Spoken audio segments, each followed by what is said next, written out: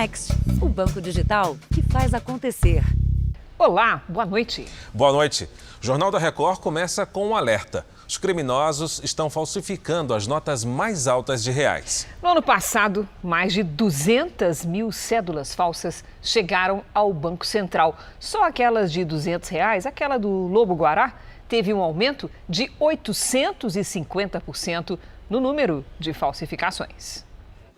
Nem todo mundo tem um Lobo-Guará na carteira, mas essas notas aqui não valem nada. No fim do ano passado, esta padaria ficou com um prejuízo de R$700 em cédulas falsas. Na correria, e eles se aproveitam em passar essas notas falsas. No ano passado, o Banco Central identificou mais de 20 milhões e 800 mil reais em notas falsas. A de R$200 chama a atenção porque é recente, criada só em 2020. Elas são mais difíceis de encontrar porque a tiragem ainda é bem menor. Mesmo assim, 43.200 cédulas foram apreendidas. Mas a campeã de falsificação foi a de R$100, quase 90 mil notas. As notas falsificadas das perícias judiciais, extrajudiciais que eu participo, elas são, na verdade, grotescamente falsificadas, tá? É a falta de familiaridade com a nota. Alguns elementos de segurança estão nas cédulas para diferenciar as verdadeiras das falsas. A marca d'água ao olhar contra a luz, o quebra-cabeça com o valor da nota, o número escondido no papel moeda. Os elementos fluorescentes também. E pelo tato, dá para sentir o alto relevo da impressão. O comércio ainda usa outras ferramentas como essa caneta. Na nota falsa fica quase imperceptível e na verdadeira, mais escura. O laser também fica bem diferente. A cédula falsa passa a luz. Já o papel moeda fica assim. A falsificação, impressão ou alteração de notas é crime. A punição vai de 3 a 12 anos de prisão.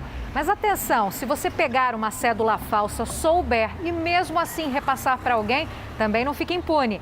A pena para essa atitude é de 6 meses a 2 anos de detenção.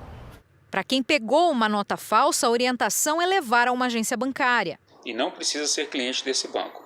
O caixa vai reter esse exemplar, vai emitir um recibo com os principais dados do cidadão e vai encaminhar essa cédula para o Banco Central, que fará uma análise. Se for legítima, haverá o reembolso para o cidadão. Se for falsa, não haverá o reembolso. Para não ter dor de cabeça, o cartão de débito ou crédito é a preferência do comércio. Que aí a gente não tem esse transtorno de ficar, verificando a nota, né? No cartão é mais fácil, é débito, crédito, então, e já agiliza também o fluxo de movimento, né? Passar rápido no caixa e a gente não tem muita aglomeração. Veja agora outros destaques do dia. São Paulo e Salvador fazem mutirão neste sábado para vacinar crianças. Anvisa relata novas ameaças após a aprovação da Coronavac. Presidente Bolsonaro diz que o projeto para reduzir o preço dos combustíveis permitirá diminuir e até zerar impostos. Via expressa mais importante do Rio de Janeiro é paralisada 2 vezes por causa de tiroteios. Nossas equipes revelam 2 exemplos de superação no skate e no tênis. Atual campeão das Américas está com tudo pronto para a estreia no Paulistão.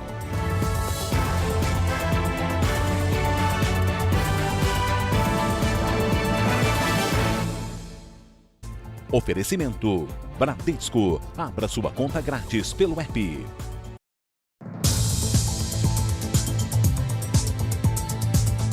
Em menos de 12 horas, a segunda via expressa mais importante do Rio de Janeiro ficou parada 2 vezes por causa de tiroteios. Os motoristas precisaram ficar deitados no asfalto para se proteger. O dia mal tinha começado e quem passava pela linha amarela levou um susto. Que isso, maluco?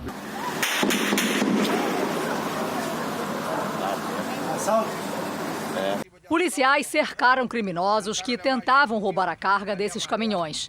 Durante a troca de tiros, os motoristas se protegem como podem. Tá todo mundo aqui deitado aqui, ó.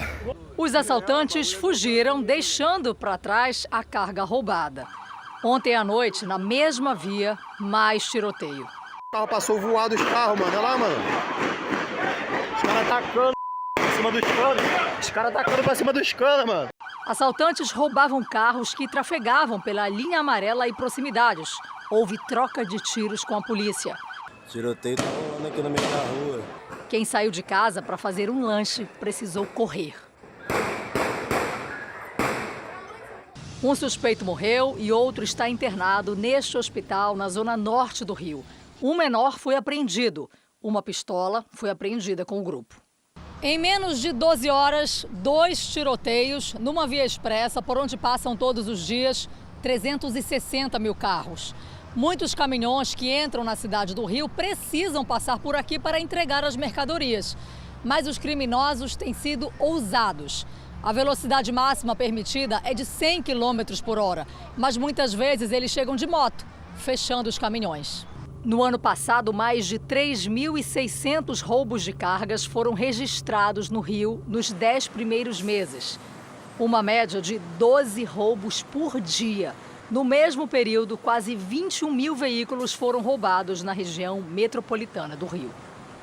Em São Paulo, o empresário foi libertado depois de passar 6 horas em cativeiro.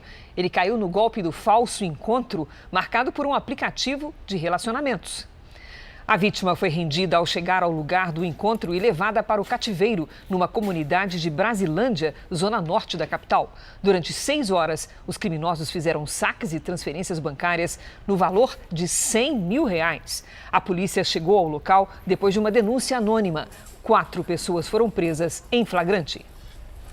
A intoxicação causada em alguns lotes de cervejas de Minas Gerais, que provocou 10 mortes, completa 2 anos neste mês de janeiro. O inquérito foi concluído há 1 ano e meio. Mesmo assim, a ação na justiça ainda está na fase inicial. Não há previsão de sentença, nem mesmo em primeira instância. Luiz Felipe não esquece o dia em que tomou a cerveja Belo Horizontina em um churrasco na véspera do Natal de 2019. Ele foi internado e passou 82 dias em coma. Até hoje, o engenheiro convive com as sequelas da contaminação. Eu perdi 100% da audição. Atualmente eu escuto através de aparelhos. Além disso, eu não tenho o movimento dos pés e nem a sensibilidade nos pés, como também ainda tenho dificuldades nos movimentos dos dedos da mão, que é toda a parte periférica do corpo. 10 pessoas morreram em decorrência das intoxicações, 16 ficaram com sequelas e mais de 20 teriam apresentado problemas de saúde. As investigações sobre o caso começaram em janeiro de 2020 e o inquérito foi concluído em junho do mesmo ano. A polícia confirmou que vários lotes de cerveja da marca Baker continham dietilenoglicol, uma substância usada no processo de resfriamento e que não poderia ter contato com a bebida. O Ministério Público ofereceu denúncia contra 10 pessoas ligadas à cervejaria por lesão corporal, homicídio e contaminação culposa. Também correm na Justiça uma ação civil pública e ações individuais movidas pelas famílias das vítimas, todas ainda na fase inicial. Não tem nenhuma previsão de sentença, não tem nada que possa dizer assim, olha, nós estamos perto de uma decisão de primeira instância. Não se pode falar isso. A justiça, ela tem que ser feita. É isso que a gente vive pedindo o tempo inteiro.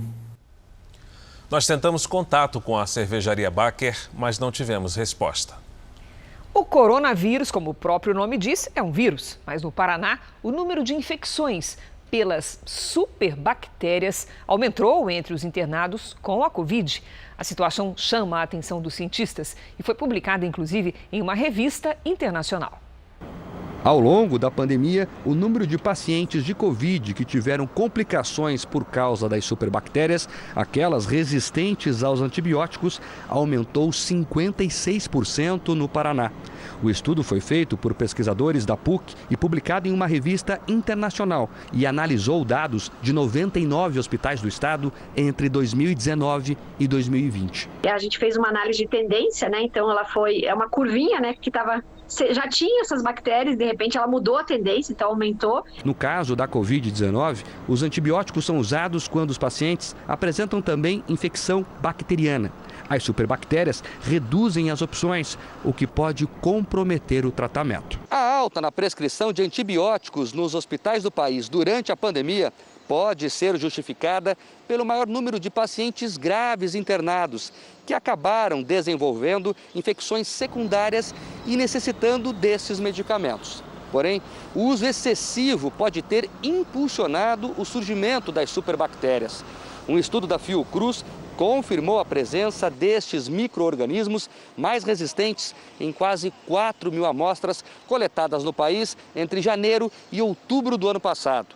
Um aumento de mais de 3 vezes em relação a 2019, período pré-pandemia. Como ela é resistente a antibióticos, a gente tem poucas opções para tratar o paciente, essas opções não são tão excelentes, então é mais difícil de tratar, demora mais para resolver e isso pode impactar em tempo para ficar internado, ou seja, aumenta o tempo de necessidade de internação e às vezes pode contribuir inclusive para o desfecho ruim, que seria o óbito. Para os pesquisadores, os dados alertam para o uso excessivo de antibióticos, a utilização prolongada deles e a indicação de medicamentos mais potentes para tratar infecções simples.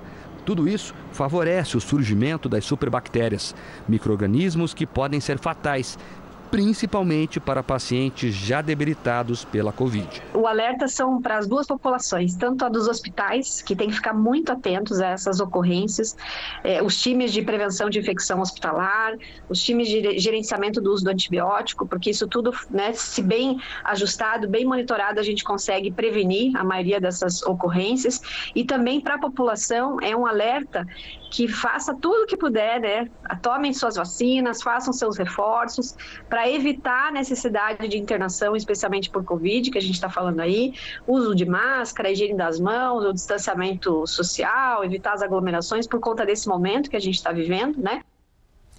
E a variante Ômicron vem lotando hospitais e esvaziando os centros cirúrgicos. É que com a nova onda de infecções pela Covid-19, os números de transplantes de órgãos e de doadores de sangue caíram.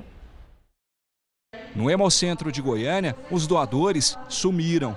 Ênia doava sangue com frequência, mas desde que a pandemia começou, ainda não teve coragem de voltar. Eu senti bastante medo de sair de casa, de ficar em lugares fechados. No máximo, até hoje, que eu venho em lugares como este que eu estou, que são lugares abertos.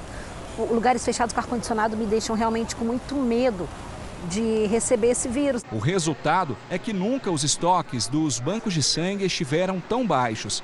Em Goiás, a quantidade de bolsas é cerca de 40% do considerado ideal. Outro problema é que com o avanço rápido da variante Ômicron e dos casos de dengue, quem poderia doar fica impedido. Se ela teve Covid, ela tem que aguardar 30 dias após remissão de todos os seus sintomas, assim como a dengue também.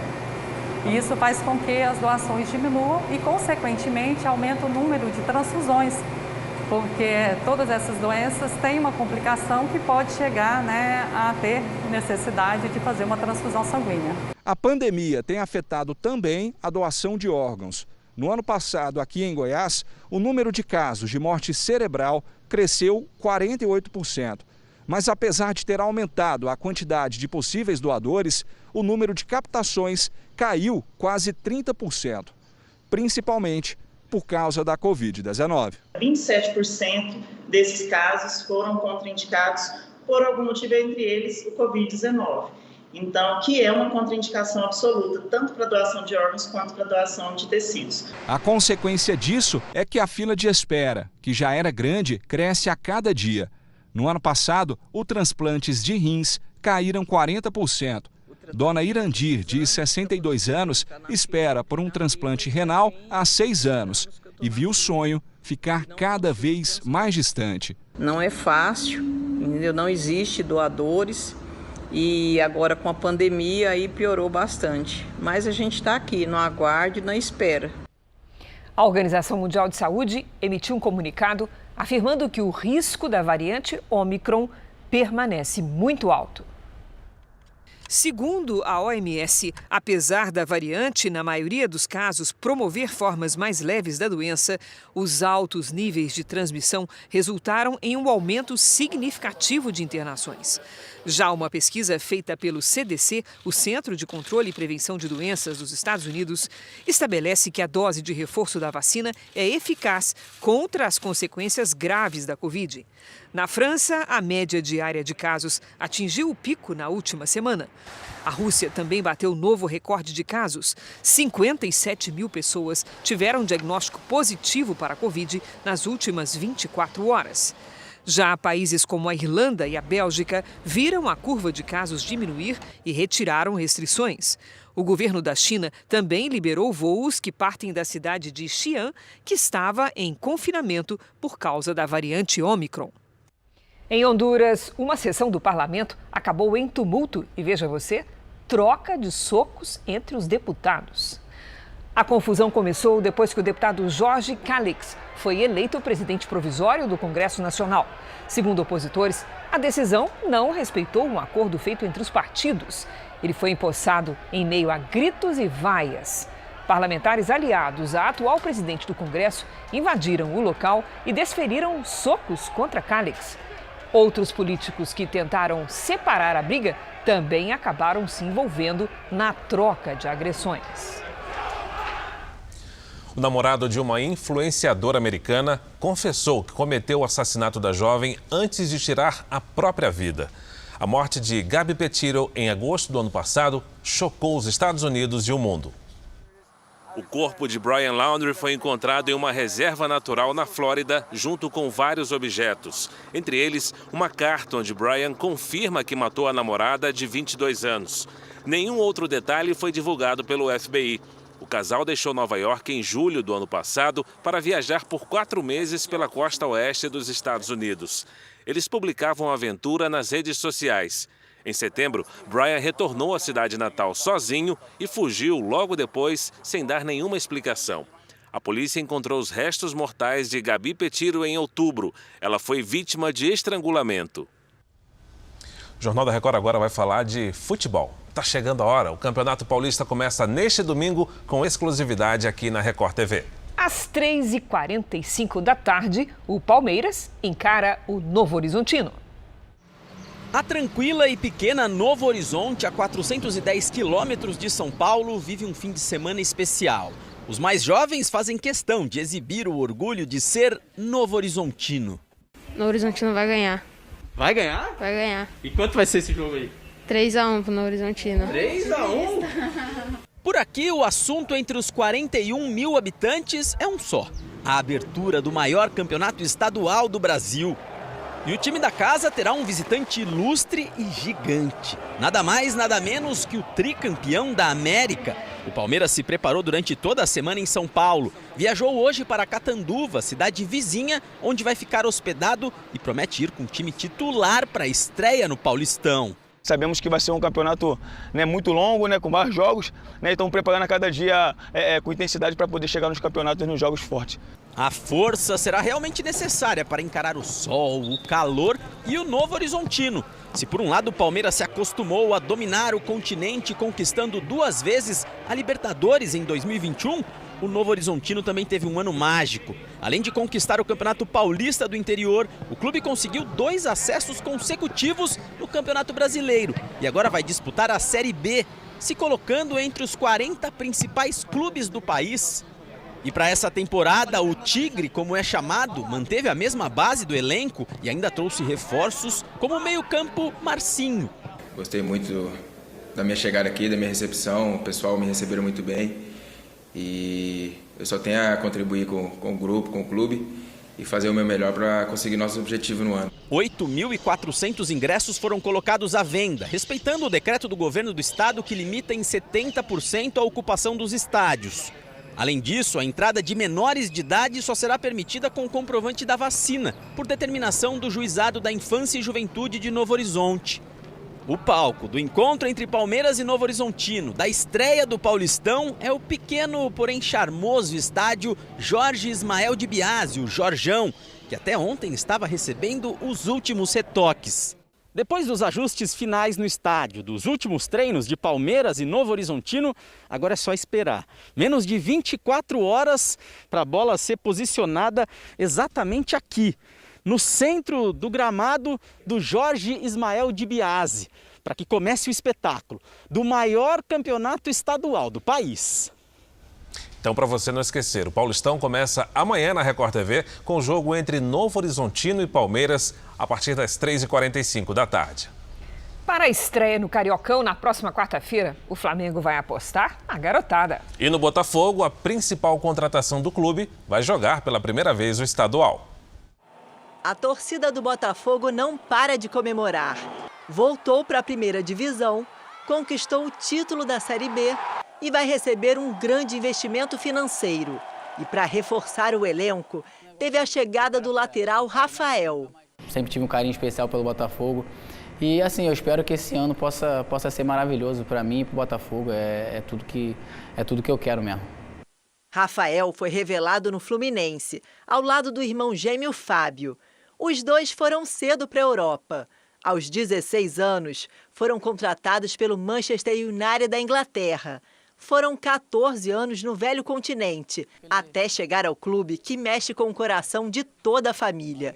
Ele vai jogar pela primeira vez o Cariocão. Carioca é uma competição boa para eu mostrar, para eu me preparar bem, talvez para o brasileiro. E quem sabe aí buscar um título carioca vai ser maravilhoso. No Flamengo, muitos jogadores podem fazer o caminho inverso do Rafael com a ajuda do Campeonato Carioca. Meninos da base do clube vão jogar a primeira rodada da competição.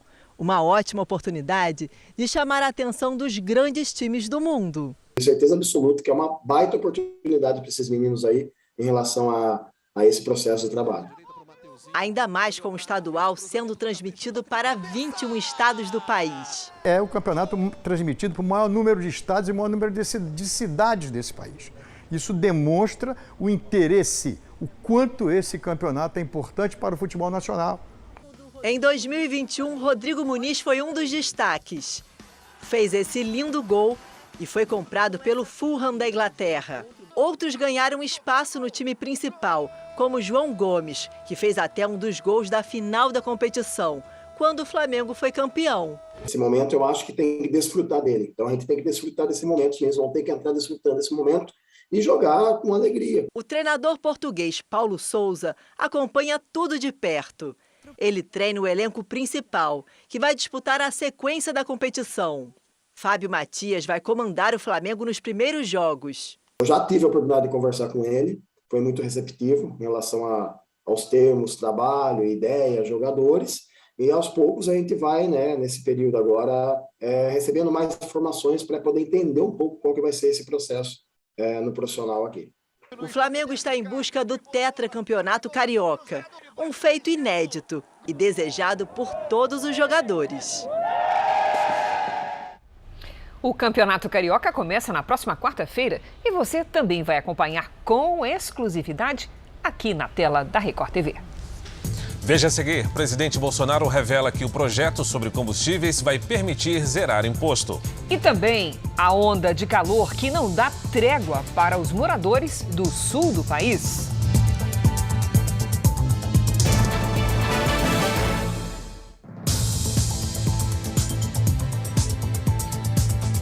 O presidente Bolsonaro deu mais detalhes hoje sobre o projeto de emenda constitucional em estudo pelo governo para frear a alta no preço dos combustíveis.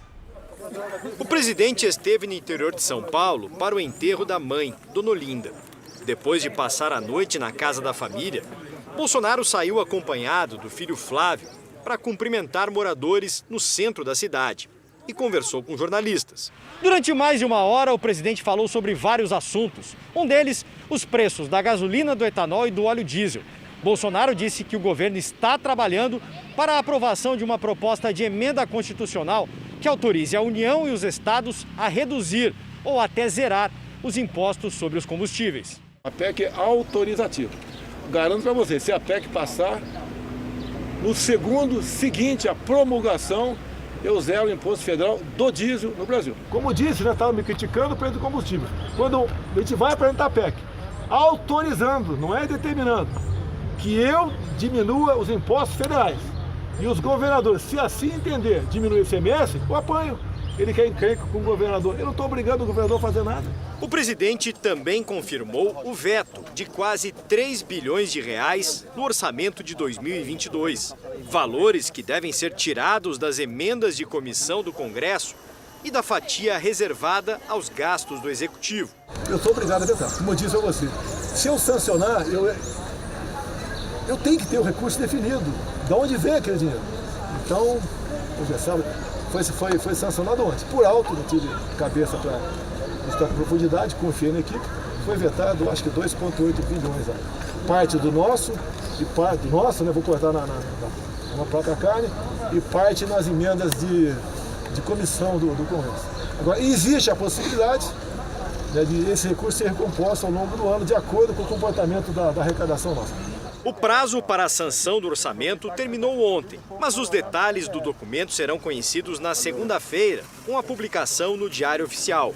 O presidente voltou a lançar dúvidas sobre possíveis efeitos colaterais da vacinação infantil contra o coronavírus. A Organização Mundial da Saúde e praticamente todas as entidades médicas recomendam a imunização das crianças e destacam que as reações adversas são mínimas. As 2 vacinas aplicadas em crianças no Brasil, da Pfizer e a Coronavac, foram aprovadas pela Anvisa. Bolsonaro ainda esteve em uma lotérica para apostar na Mega Sena acumulada. Depois partiu de helicóptero para São Paulo, onde embarcou para Brasília. Em Fortaleza, um motorista foi preso após atropelar 10 ciclistas. O acidente aconteceu na manhã de hoje. Após o atropelamento, o teste do bafômetro constatou que o motorista tinha bebido. Um homem chegou a ser imobilizado e socorrido. As outras vítimas tiveram ferimentos mais leves. Agora, a história de um acidente que teve a participação de um astro de Hollywood. O ator e ex-governador da Califórnia, Arnold Schwarzenegger, se envolveu num acidente de carro que deixou uma mulher gravemente ferida. Segundo um jornal americano, o carro do ator passou por cima e esmagou um automóvel menor. Ele não se feriu. Já a motorista do outro veículo foi internada com ferimentos graves. O acidente aconteceu a cerca de 1,5 km de distância da casa onde Schwarzenegger mora. Vamos acompanhar agora os destaques do próximo Domingo Espetacular. Brasileiros ficam sem o auxílio emergencial, enquanto golpistas ostentam carros de luxo. Os detalhes da fraude que desviou mais de 10 milhões de reais e deixou pelo menos 13 mil pessoas sem nada. 2 casos, o mesmo crime. Jogador Robinho é condenado a 9 anos na Itália por violência sexual contra uma imigrante albanesa. E por aqui, a justiça condenou um médico que abusava de pacientes na clínica num bairro nobre de São Paulo. Mariana Weicker conhece uma mansão que vale 100 milhões de reais. Gente! Com piso de cristal, cinema exclusivo e até heliponto. Sabia que o dono disso tudo já vendeu picolé na rua?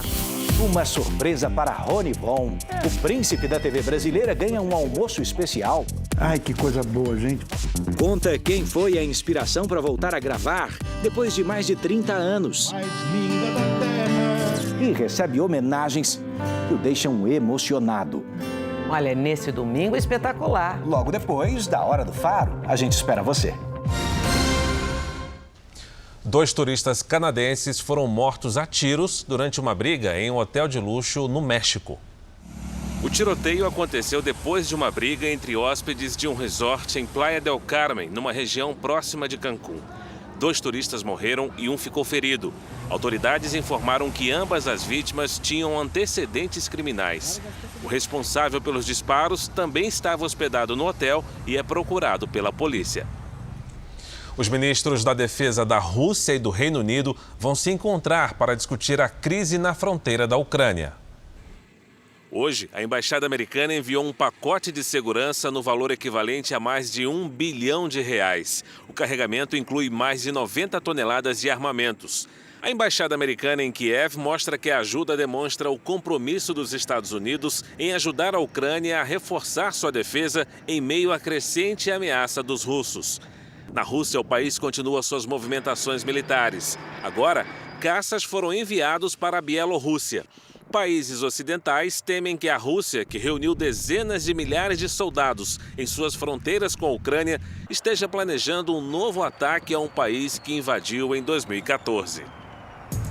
A seguir, você vai ver que o sábado foi de vacinação infantil contra a Covid em todo o país. E o projeto que ensina a jovens de comunidades carentes um dos esportes mais elitistas do mundo.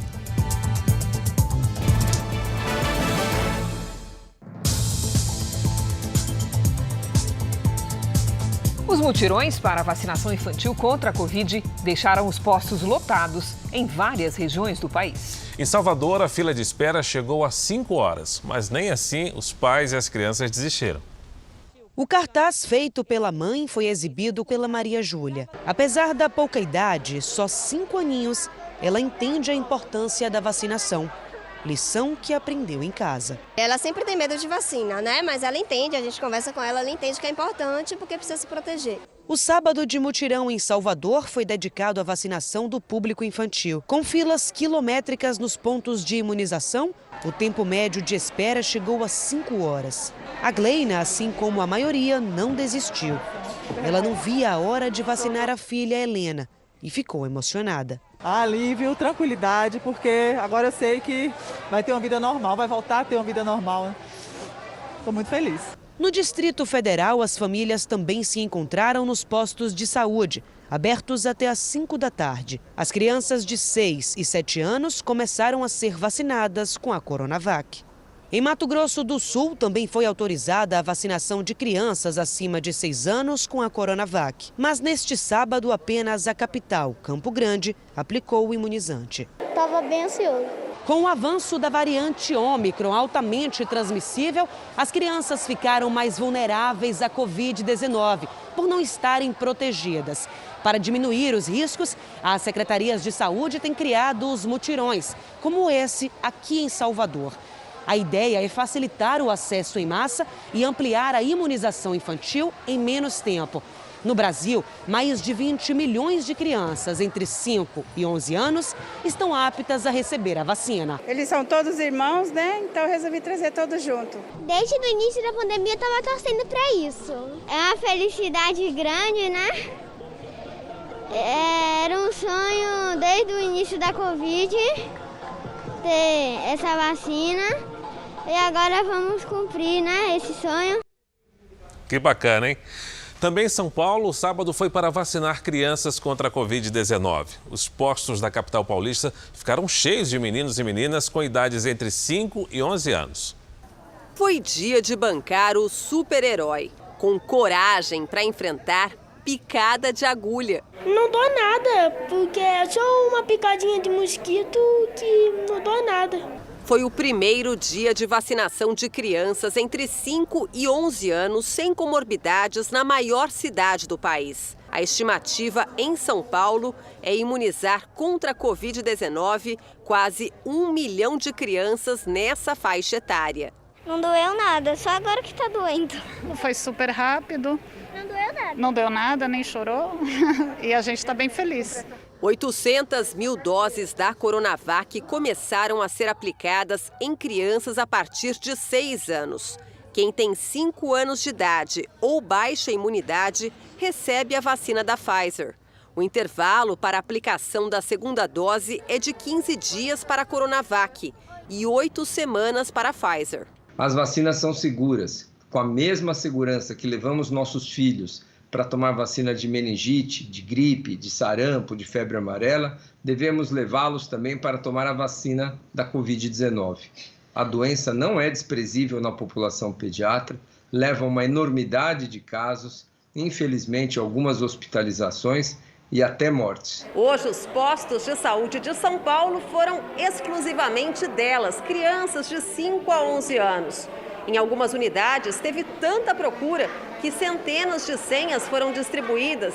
Mas os pais, que já esperaram tanto tempo pela chance de imunizar os filhos, não reclamaram de aguardar até 1 hora na fila. Debaixo de sol forte, era bom ter sombrinha e um pouco de paciência. Vale enfrentar o calor, enfrentar a fila? Vale, sem dúvida. Então, por isso eu corri para vir no primeiro dia logo para garantir a minha filha imunizada. Uma tenda foi montada com canetinhas coloridas para distrair as crianças mais ansiosas. Eu estou desenhando uma macieira, um arco-íris com corações e um céu. E daqui a pouco você vai tomar o quê? Vacina. Para incentivar os filhos a tomar vacina, teve colo, carinho e, no fim, algum agrado. A mamãe falou que ia me dar doce depois. Ela prometeu? Prometeu.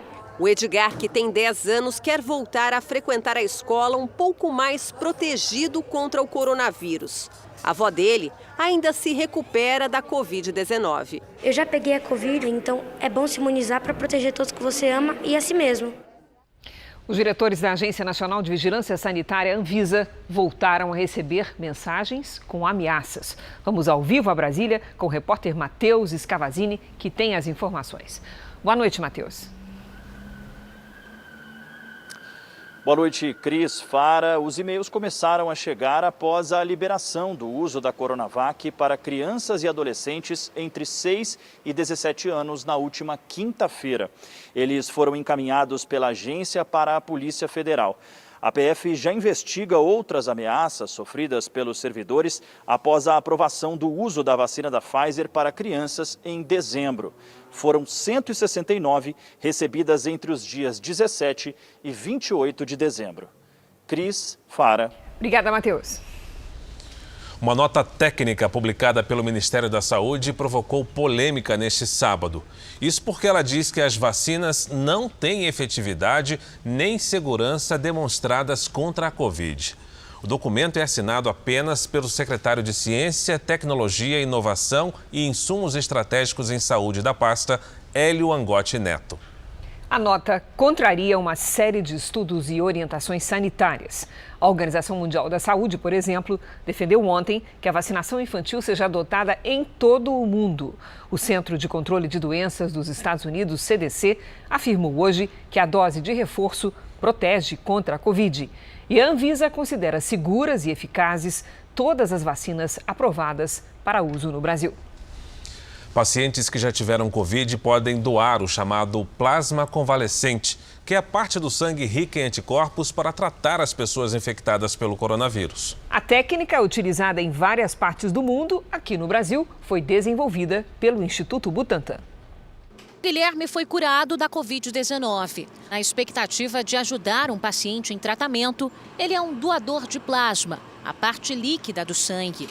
O plasma com anticorpos neutralizantes é chamado de convalescente. Eu perdi um amigo de 27 anos com Covid e acho que talvez se ele tivesse tido acesso a esse tratamento, poderia ter se recuperado. O tratamento foi desenvolvido pelo Butantan de São Paulo, com a Associação Brasileira de Hematologia. Já existem resultados positivos, principalmente em pacientes nos primeiros 3 dias com sintomas da doença.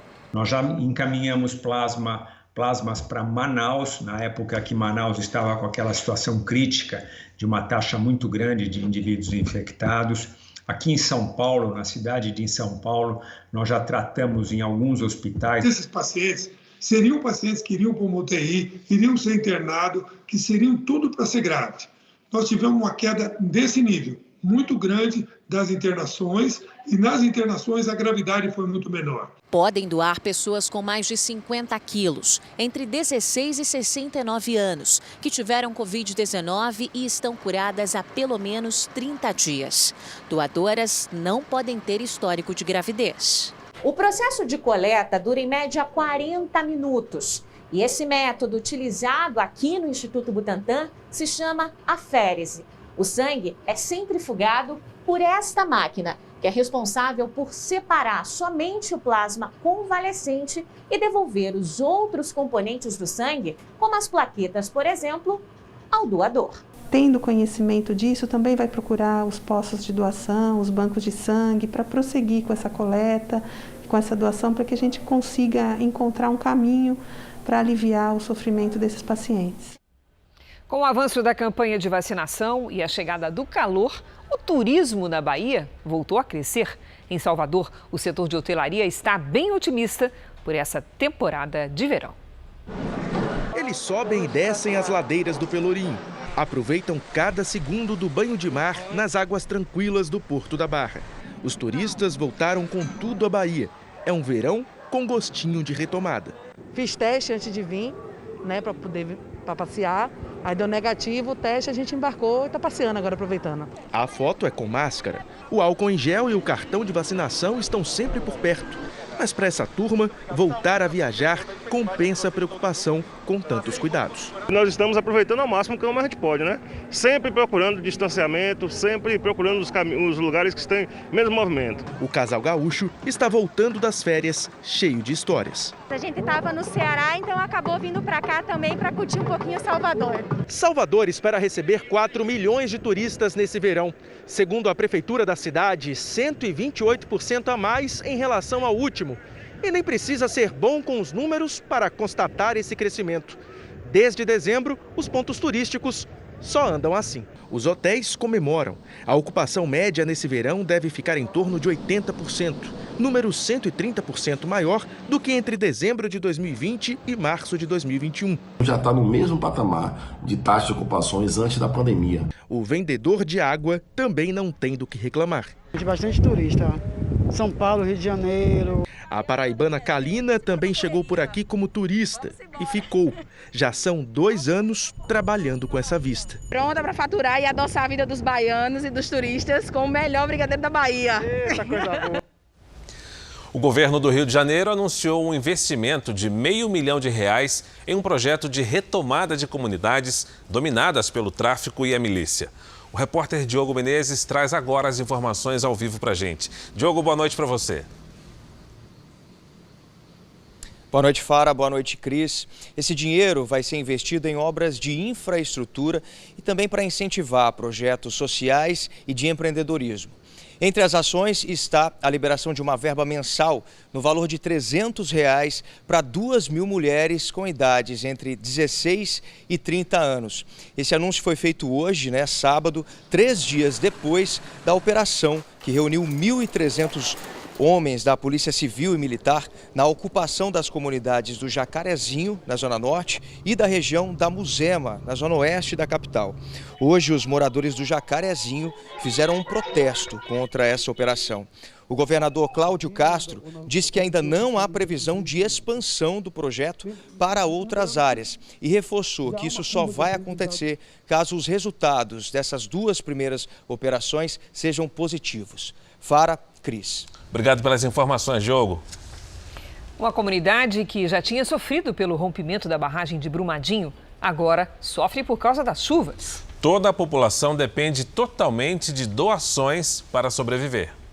A chuva passou, mas a lama cobre ruas e casas na pequena comunidade de 3.000 habitantes em Esmeraldas, Minas Gerais. A cheia do rio Paraupeba trouxe do fundo do rio os rejeitos de minério. Sérgio conta que a água chegou a 5 metros de altura e não deu para salvar nada. Para piorar, as plantações de milho e mandioca que ele tinha foram destruídas. Desde sábado passado limpando, não consegue limpar não. A piscina no quintal da casa do José Paulo foi encoberta pelo barro e o barco usado para a pesca ficou retorcido com a força da enxurrada. A lama de rejeitos também invadiu a casa dele, onde o produtor vivia com a esposa e a filha. 50% da minha plantação eu perdi ela, que eu vou ter que passar o trator e arrancar. Quase 600 famílias ficaram sem água potável devido à contaminação do solo. E agora, todos dependem de doação de água mineral e alimentos. O local já havia sofrido com a lama da barragem de Brumadinho. Para alguns moradores, além das chuvas, as ações de reconstrução feitas pela Vale na comunidade também estão prejudicando algumas moradias. Patrícia teve parte da casa destruída no início do mês. A moradora diz que o dano na estrutura do imóvel ocorreu após ações de reparação na comunidade. A trepidação provocada pela movimentação das máquinas pesadas teria abalado a estrutura da casa e causado trincas e rachaduras no chão e nas paredes. Esta parede aqui do imóvel, construído em um terreno acidentado e a 80 metros do rio, veio abaixo. Nossas casas não foram construídas como casas igual nos centros urbanos, porque aqui era só movimentação local. Quantidade de lama, quantidade de minério, quantidade de dejetos que está depositado nas vias e na casa das pessoas, elas não têm condições de fazer uma limpeza além de muito superficial na sua própria casa. Então precisa sim da ajuda, vai precisar de maquinário pesado para conseguir tirar esse material daqui. A assessoria técnica que acompanha as ações de reparação nas comunidades diz que já tinha informado a Vale sobre os danos às residências. Já a Vale não respondeu aos nossos contatos. Os bombeiros de São Paulo encontraram hoje o corpo de um homem arrastado na chuva no último dia 19 na capital. O homem de 55 anos tinha sido visto pela última vez há 3 dias na zona norte da cidade e foi arrastado pelas águas depois que a casa dele, construída junto a um córrego, desmoronou. Roberto Barbosa da Silva foi a primeira vítima das chuvas na capital paulista neste início de ano. A região onde ele morava foi fortemente atingida pelos temporais da última semana. Foi um sábado de muito calor em todo o Brasil, mas especialmente no sul. Os termômetros marcaram 44 graus no começo da tarde em Porto Alegre. Poucas pessoas tiveram coragem de encarar o calorão nas ruas e nos parques da cidade neste sábado. E quem decidiu enfrentar sentiu os efeitos desde cedo. Foi difícil encontrar lugar na areia de Jurerê Internacional, em Santa Catarina, em um sábado como o de hoje. O calor de 31 graus foi o convite para que a praia ficasse inteira tomada pelos banhistas. O Paraná teve um sábado típico de verão. As temperaturas passaram dos 30 graus em diversas regiões e chegou aos 36 na fronteira com o Paraguai. A previsão para o domingo é de chuva nas regiões oeste e noroeste. Teve termômetro na zona oeste de São Paulo que marcou os 38 graus nesta tarde. Só mesmo muita água para se refrescar. Além do calor, o verão é marcado pelas pancadas de chuva com raios. Minas Gerais é o estado com o maior número de descargas elétricas neste mês de janeiro. Foram mais de 900 mil raios. Mato Grosso, São Paulo e Paraná seguem logo atrás, cada um com mais de 700 mil raios. Vamos saber como é que fica o tempo neste domingo? Boa noite, Lidiane. Assustador esse negócio, né? Assustador, e vem mais calor, mais chuva com raio, viu, Cris? Boa noite para você, para o Fara, para quem nos acompanha. Seguimos no ritmo dos últimos dias, bem típicos de verão, com sol e chuva. Neste domingo, o encontro de ventos dos 2 hemisférios, representado aqui por essa escadinha, deixa o tempo instável na costa do Amapá. No litoral da Bahia, as pancadas de chuva podem evoluir para temporais em Salvador. No sul, as frentes frias não avançam. Os ventos também dificultam a formação de nuvens de chuva e mantêm as temperaturas altas. Chove forte no sul do Rio Grande do Sul e no Acre. Sol mesmo, sem nada de chuva, no Rio de Janeiro, parte de Minas Gerais, no sul de Mato Grosso do Sul e entre o Paraná e Santa Catarina. Em Florianópolis, máxima de 33 graus. No Rio de Janeiro faz até 35. Em Goiânia, 31. Domingo de muitas nuvens em Salvador com máxima de 30.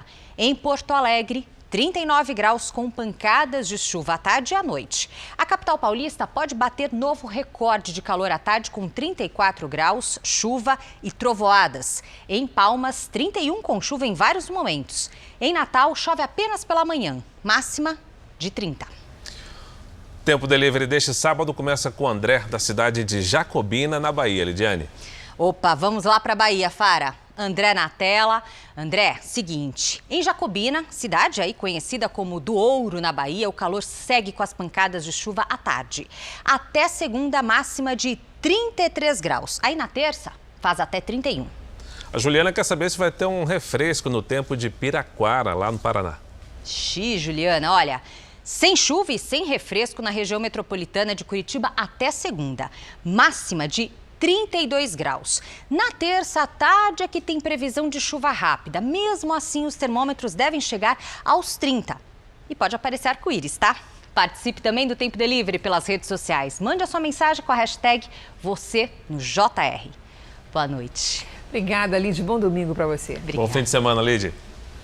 Um decreto publicado pelo presidente Bolsonaro modifica as regras de exploração de cavernas no Brasil. O objetivo é facilitar os estudos de aproveitamento comercial, como, por exemplo, as atividades de mineração e as obras de infraestrutura. A decisão revoga a lei anterior que não permitia que as cavernas sofressem impactos irreversíveis, mas, ao mesmo tempo, determina que animais não podem ser extintos. Essa especialista diz que a novidade da lei é trazer toda a análise de impacto ambiental para o processo de licenciamento, como já é feito com outros recursos naturais. A Mata Atlântica, por exemplo. A legislação ambiental brasileira é considerada uma das mais complexas, rígidas e protecionistas do mundo. E, acima de tudo, espera-se que surjam aí nos próximos anos inovações tecnológicas, no sentido de minimizar os impactos em cavidade de máxima relevância e no sentido de ajudar a preservar as cavidades testemunho. Os órgãos ambientais licenciadores ficarão responsáveis pela autorização das intervenções, que só poderão acontecer com a criação de empreendimentos de utilidade pública. A empresa também precisa demonstrar que não há outra alternativa tecnológica. Além disso, será necessária ainda uma compensação ambiental, como a preservação de mais cavernas. De acordo com o Ministério de Minas e Energia, atualmente mais de 13 mil cavernas estão localizadas em pontos de projetos estruturais, como geração de energia, petróleo, ferrovias e rodovias. Para o governo, o decreto deve trazer um importante ganho em infraestrutura, além de desenvolvimento econômico. Quando nós falamos de mineração, é importante sabermos que há estimativas de que cerca de 40% das reservas de minério de ferro no Brasil estejam afetadas por cavidades. Isso representa, no curto prazo, em 3 anos, nós estimamos que seria possível um aumento da produção mineral de até 15%, representando cerca de 15 mil empregos esperados, 1,2 bilhão adicionais em termos de impostos e royalties e cerca de 15 a 18 bilhões adicionais ao PIB. Em nota, a Sociedade Brasileira de Espeleologia, ciência que significa o estudo das cavernas, diz que não foi convidada a contribuir com os grupos de discussão sobre essa modificação na legislação brasileira e afirma que o decreto revela uma interferência direta dos Ministérios de Minas e Energia e Infraestrutura em uma matéria que é de interesse ambiental. O Ministério de Minas e Energia rebateu as críticas. Esse decreto, ele resulta, na verdade, de discussões que foram iniciadas em 2019, pelo menos. Isso é o que eu pude acompanhar aqui. Então, são 3 anos de discussões embasadas em avanços científicos aí dos últimos 13 anos. E aqui é importante notar mais uma questão, que desde 2008, quando foi publicado o decreto anterior, que sofreu pesadas críticas, apesar disso, houve um crescimento muito expressivo, e o decreto contribuiu para isso, do conhecimento sobre cavernas no Brasil. A Procuradoria-Geral da República enviou ofícios aos Ministérios de Minas e Energia, Meio Ambiente e Advocacia-Geral da União, cobrando explicações sobre a flexibilização de proteção das cavernas. A Câmara de Meio Ambiente e Patrimônio Cultural do Ministério Público Federal já havia feito uma análise que indica que a norma reduz a proteção de cavernas e ameaça áreas intocadas. Para esse professor de geologia, o decreto não dá aval para a destruição de cavernas, apenas reforça a competência do órgão ambiental para analisar e, eventualmente, autorizar projetos. Em 2008, com o decreto 6.640, ele já permitia a supressão de cavernas de baixa, média e alta relevância naquela época, o que nos permitiu um grande aumento no investimento de pesquisa e desenvolvimento no tema. Para vocês terem uma ideia, em 2008 a gente tinha aí cadastradas em torno de 6 mil cavernas. Hoje, em 2022, a gente tem em torno aí de 20 mil cavernas cadastradas, o que mostra que o patrimônio espeleológico só aumentou no país. Olha, Fara, eu achei uma injustiça com o Rio de Janeiro. Por quê? Mas Toledo, na Espanha, foi considerada a cidade com a vista panorâmica noturna mais bonita do mundo. O título foi concedido pela Organização Nacional de Turismo do Japão. Toledo é conhecida pelas construções medievais e fica a menos de 1 hora de Madrid. Também é patrimônio da humanidade, junto com outras 14 cidades espanholas. A prefeitura mudou recentemente a tradicional iluminação urbana para luzes de LED mais eficientes. Os cartões postais mais famosos acendem todas as noites, atraindo turistas e moradores que se reúnem para assistir ao espetáculo de um dos principais mirantes da região. É lindíssimo mesmo. Muito bonito. Em Israel, uma jovem panamenha transformou o amor pelo skate em força e incentivo para outras meninas. O grupo, que se reúne toda semana, mostra que é possível quebrar os próprios obstáculos dentro e fora das pistas.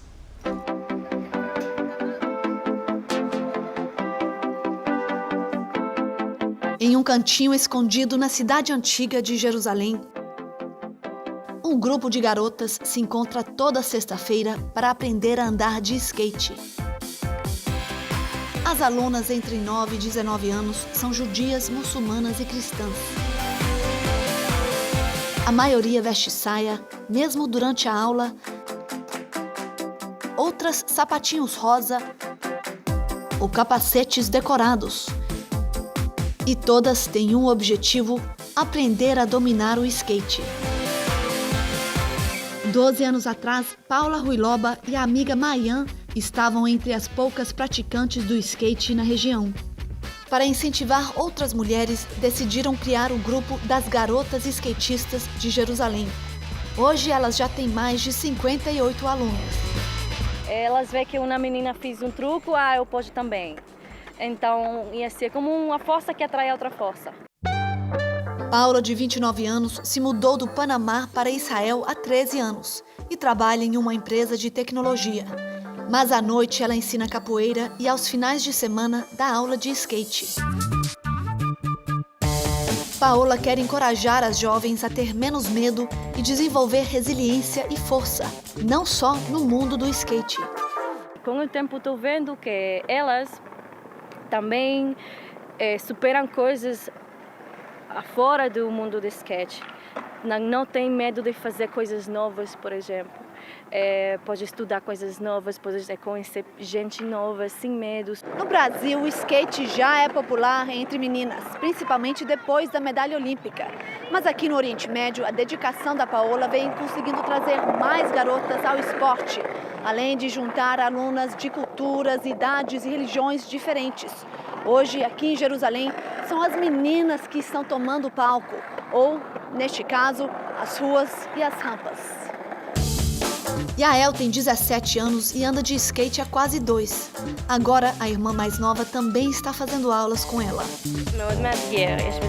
Andar de skate é para qualquer pessoa que gosta. É divertido e desafiador, conta Yael.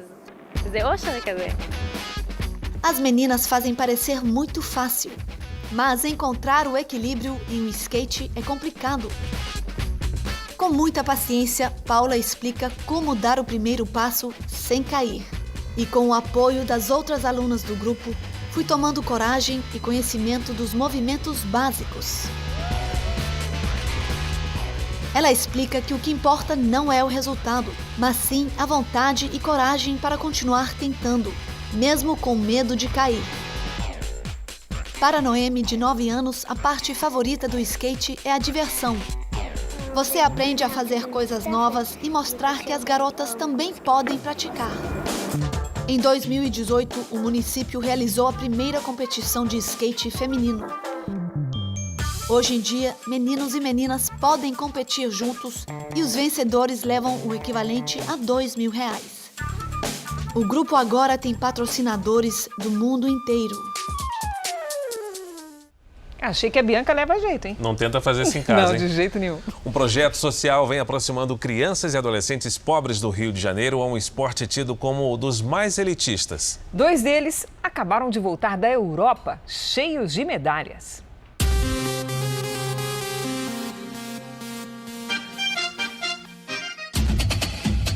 O tênis mudou muito minha vida.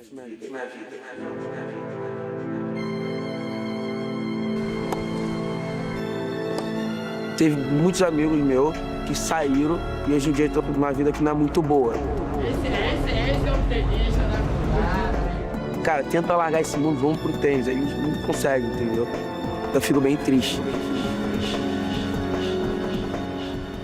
E aqui é minha casa. E aqui você mora com quem, Carlos? Aqui eu moro com a minha avó, meu pai, minha tia, meu tio. A família é grande e vive principalmente da venda das quentinhas que a avó, Dona Selma, prepara. Começo às 6 da manhã. Minha primeira remessa de quentinha sai daqui 10h30 da manhã. Também trabalho de segunda a segunda, Natal, Ano Novo, Carnaval, eu sirvo comida todo dia. Não é fácil. O que eu pudesse fazer pelo Carlos Henrique, se eu tivesse, eu fazia.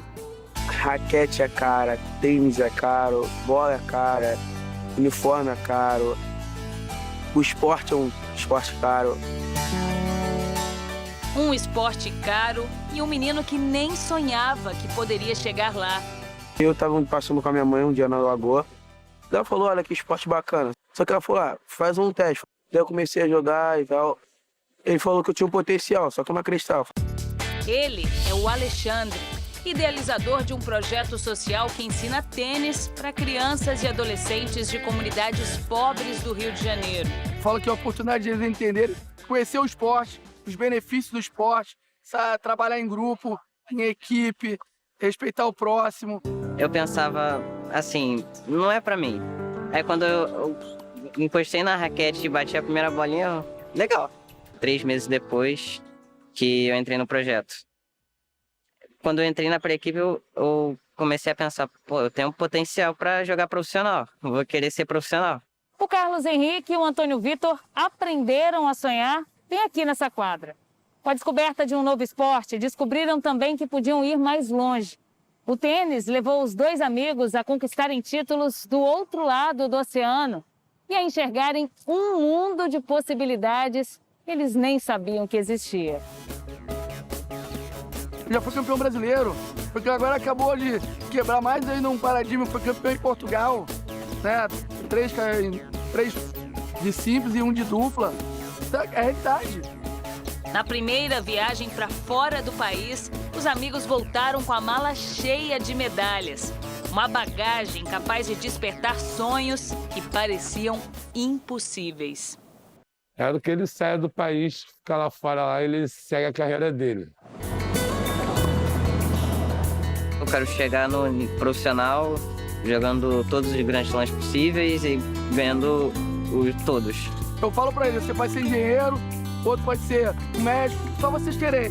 Não é porque vocês moram em comunidade ou que tem baixa renda que vocês não podem sonhar. Estudarem, dedicar ao que vocês querem e vocês vão conseguir. Boa sorte aos meninos. O Jornal da Record termina aqui. A edição de hoje na íntegra e também a nossa versão em podcast estão no Play Plus e em todas as nossas plataformas digitais. Você continua assistindo ao Cidade Alerta. A gente volta na segunda. Boa noite e ótimo domingo para você. Excelente noite e um bom fim de semana.